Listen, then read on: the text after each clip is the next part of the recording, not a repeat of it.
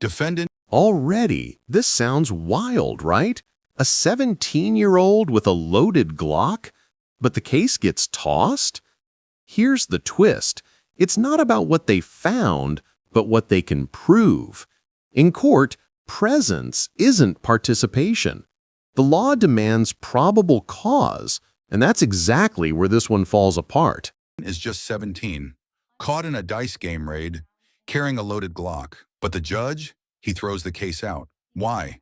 Because nobody saw him gamble. Now watch the judge deliver a wake-up call that might have just saved this kid's life. Did anyone see him shooting dice? Officers were dispatched to individuals gambling and shooting dice, but it doesn't say that they personally observed him. So they don't know what he was doing. He was just in the crowd. Just that he was among the individuals gambling.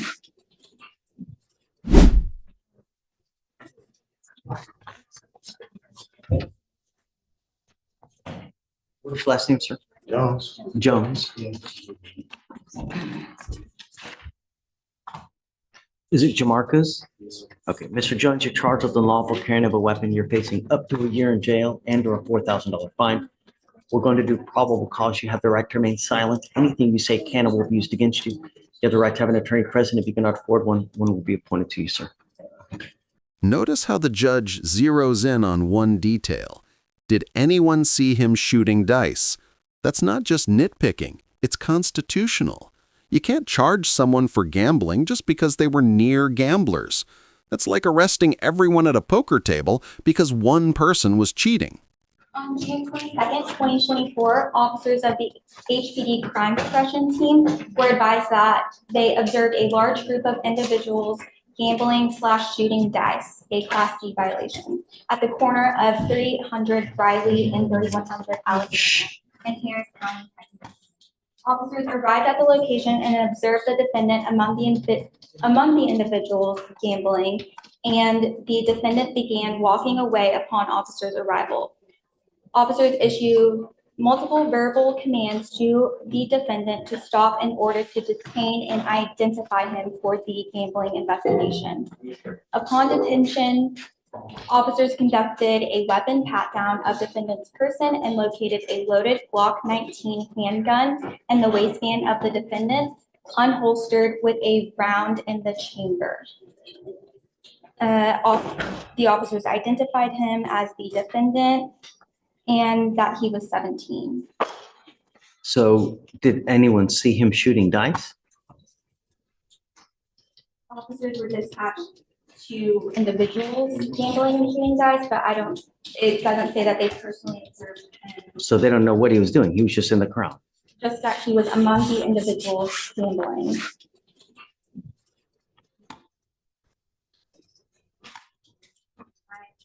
I told you so. Yeah, I know. All right. And this right here is the humanity of the courtroom. Instead of hammering the kid, the judge gives him a blueprint, literally, to a six-figure life in welding. You can feel the frustration and hope in his tone. It's justice mixed with mentorship. Mr. Jones, I'm going to find no probable cause in your case. Be careful, man. You're only 17. God forbid you have to use something like that and end up in a position where you're going to stuck in the pokey for a long time. Do you understand? What do you do in life, man?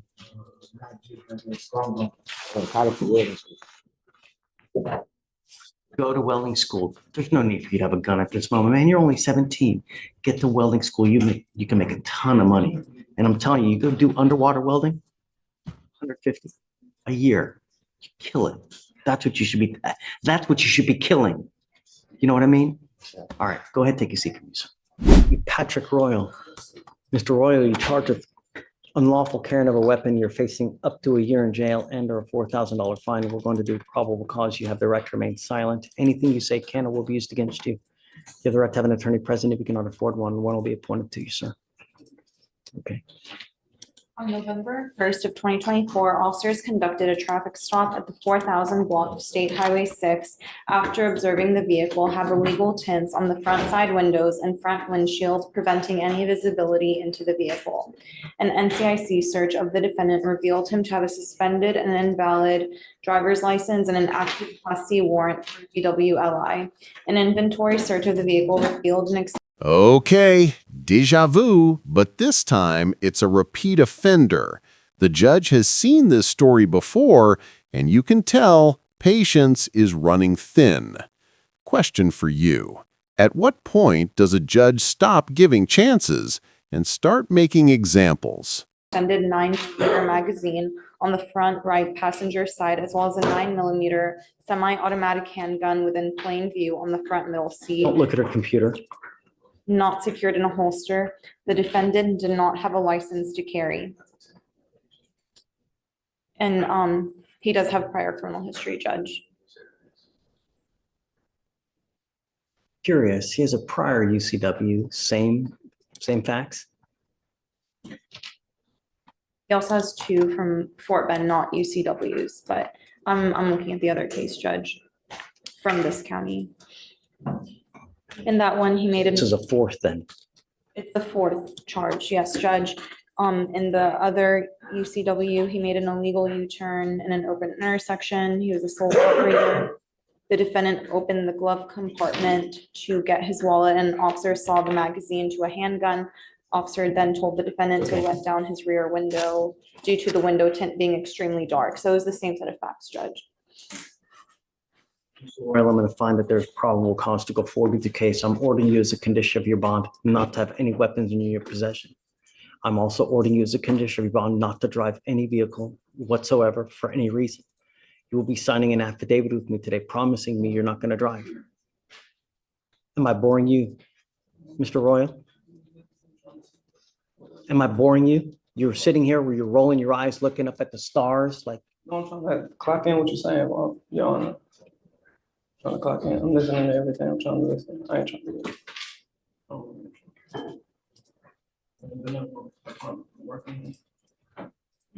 what do you do for a living, Mr. Royal? Construction work.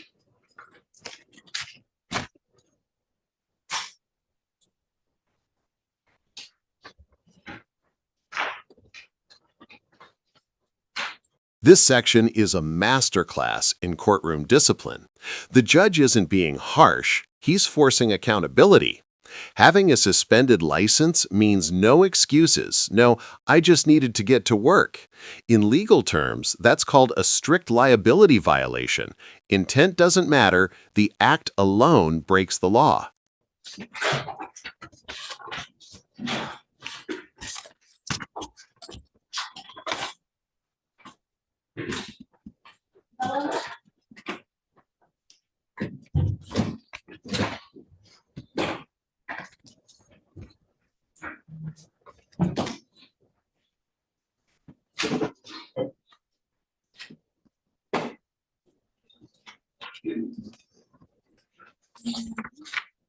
This is an affidavit that you're going to sign today, promising me that you're not going to drive, Mr. Royal. I don't care what's going on in your life. I don't care that you have to go to work. I don't care that you need groceries. I don't care that a kid has to go to school. If you want to drive, go get a license, get liability insurance. And if you can show me that you have both of those, I will allow you to drive. What? The one she said where I got pulled over last year, they Don't care about the case from last year. No, We're I not went and got a looking back. license. We're I have looking. a license now. That's what I'm saying. I went and go get a license. They told me that I had to get a license to get that dismissed, and they dismissed it. I got it. Then I got a ticket for 10, and that's what I needed to pay. That's what it was. But I have a license. So I just paid a lot. Just ran your license. It's not eligible.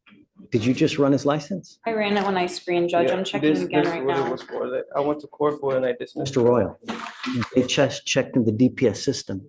Saying that there's no license, Judge. Just it. Do they know? tell me where- that do you have they a know driver's where- license? Do they know why? Can I, y'all tell me where it's still suspended at? I don't have. Texas. I ain't trying to cause no problems. I Are promise. you telling me that you have a Texas driver license? But I mean, I guess it's suspended, but I have a Texas, yeah. Do you have a number? Because we'll check right now.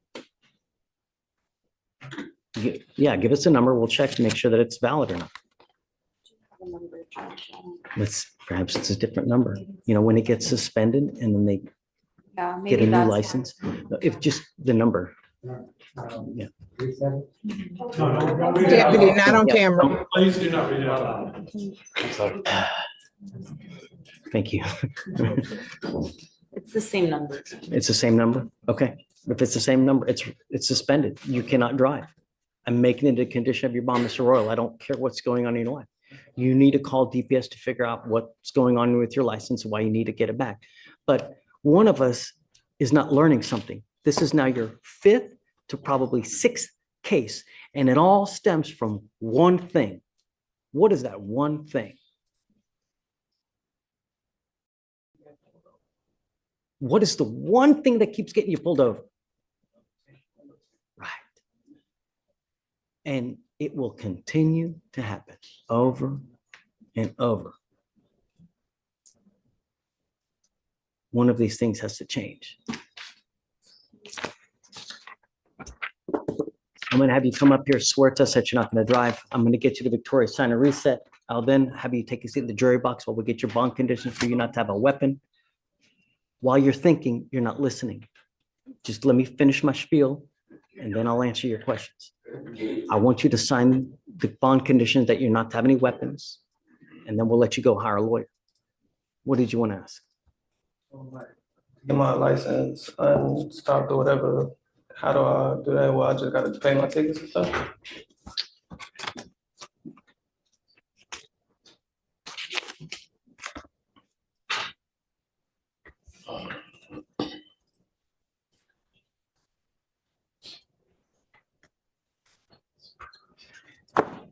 I'm giving you the number to the driver's license division to DPS. You need to call this number and they will tell you what you need to do to get your license. I'm saying the restriction. Like, how do I get my restriction on the next one? You need to call DPS to figure out what you need to do to get your license. I don't know. You may have to pay surcharges. You may need an SR 22. You may need to prove to them that you have prepaid insurance for a certain amount of time. Once you do that, then they will give you your license back. If you can show me that you have that and insurance, I'll happily take the restriction off because I want you to drive legally. Mr. Royal, when you call them, call at 7 in the morning. Do not call at 8. Do not call at 9, 10, because you'll never get through. The phone lines are just too busy. Come on up. Yes, please. No weapons, please. Are you with him? Who are you? Come on up, Mom.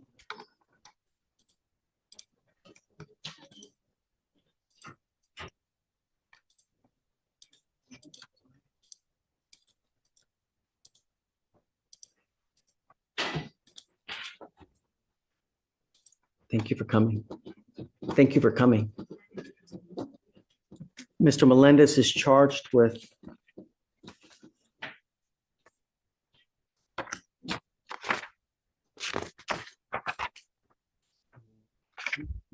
unlawful carrying of a weapon. He's facing up to a year in jail and or a $4,000 fine. The last that we were doing probable cause. And I wanted to see whether there was actual probable cause to go forward or not.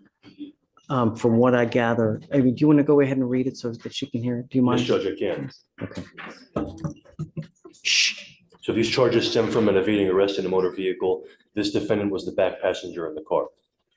Officers attempted to initiate a traffic stop at around midnight after observing the defendant vehicle run a stop sign. Officers activated emergency lights and sirens, and the driver of the vehicle disregarded them, turning off all lights in the vehicle, attempting to evade arrest. The driver drove for approximately 0.4 miles before driving off of the road and into a grassy area. A felony traffic stop was conducted. During the search of the vehicle, officers discovered an unholstered handgun on the back passenger floorboard where the defendant's feet were. They also found another handgun underneath the passenger seat itself. So they found 2 handguns. Yes, Judge. This was an initial. I know. So it's not in the Where's the script. first gun? The first one is directly under the defendant's feet. The second one is in front of the defendant under the passenger seat. Okay. So one on the floorboard directly in front of him, he has care, custody, and control, and one of them directly under the passenger seat in front of him, which is unoccupied. And the defendant was also found, the gun was reported stolen notably, and this defendant had latex gloves on his hand at the time. Do you have anything else? No, Judge, the co-defendant was charged with evading arrest in a motor vehicle and unlawful carry of a weapon, pinning the gun under the passenger seat on him. So the gun under the floor, on the floorboard where the defendant's feet were, we are alleging is this defendant's gun. He has care, custody, and control of that. The one under this passenger seat is the defendant driver. Yes, with the fact that he has a glove on. Yes, you know. Judge. Mr. Stop. Now's not the time. You have the right to remain silent. Exercise that right. How many people did you say were in the car? 2 people, Judge, defendant driver and defendant passenger. Who is the driver? The driver, And what relation is it to Mr. Melendez here? they both are Pay attention. 17-year-olds, Judge. It looks like they may be friends. I don't know if there's any other relationship, but they're both 17. What do you do with yourself? You can feel the shift. This isn't just a legal hearing, it's a life intervention. The judge's speech about education and money hits like a monologue from a courtroom drama. But let's be real, how many young defendants actually get this kind of wake-up call before it's too late? Let me know in the comments, do you think tough love like this works? These days? Doing what? Auto detail. Auto detail. Did you graduate from high school? Not yet. Are you in high school? In a program. What is he doing with himself these days, Mom? He's working full-time. But he's not in school. He was currently doing a homeschool program, but I got behind on the payments. So until I can catch up, he can continue his homeschool program. We have resources here that can help you get into free schooling to help him because I want him to get his GED. He cannot go around without a minimum of high school education because you will amount to nothing in this life. This life is about one thing, and this country is about one thing. And if this last election shows you anything, this country is about one thing and one thing only. This, the almighty dollar. And if you don't have money, you don't have anything. You will not have anything in life. You will not have a wife. You will not have a house. You will not have vacations, car. If you don't have an education, you will not have money in your life. The journey that this life is, it's either a great journey with money, vacations, things to do, or it can be a rotten toilet of an existence where you're in and out of jail, no money, living on the street, begging just to be able to eat. You are now at 17 with no prospects. It's not going to happen anymore. This system will not fail you. Do you understand? Sir, If I go test you now, what are you going to test positive for? it's marijuana. I'm sending you now. What else? If you're lying to me, it's not going to go well for Should you. be. I'm sending you now because I want to know what, if anything. You are not to hang out with this person anymore in the car. Do you understand? Sir, You are to get back into school or start any kind of program to start working your GED. And I will test you. And the next time you test positive for anything, I'm going to keep you with me. Chances are your mom doesn't have a lot of money. I'll make it a high bond. Your butt's going to stay in custody. You get my drift. sir. I want him to follow your rules. And if he gives you any grief, any kind of headache, you let me know and I'll take care of it.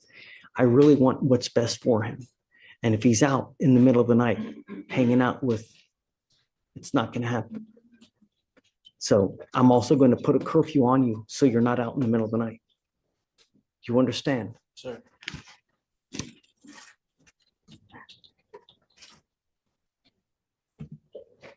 No weapons as well. No drugs, alcohol, random testing. We will test you to say we will test you today to see what you're going to test positive for. And we'll give you a weapon. I'll give you a weapon. I will give you a lawyer. No weapon. I will give you a lawyer and I will pay for everything for you so that nothing comes out of your pocket. But understand, I mean business and I will not take any excuses from you. Do you understand, Mr. Melendez? Okay, man, take a seat.